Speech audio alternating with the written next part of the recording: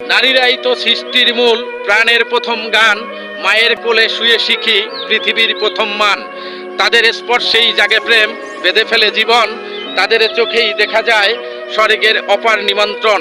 কখনো প্রেমিকা, কখনো বোন, আবার সহধর্মিণী, তাদের ভালোবাসা ছাড়া জীবন যেন এক গহীনিনী। তবু এই নারীরাই পারে দিতে বিষের চুম্বন, ভালোবাসায় বাধা মনও করতে পারে নির্জন। তাই নারী শুধু সৃষ্টিই নয়, সে পরীক্ষার আগুন, তার ছায়ায় যেমন শান্তি তেমনি কখনো ধ্বংসের গুণ।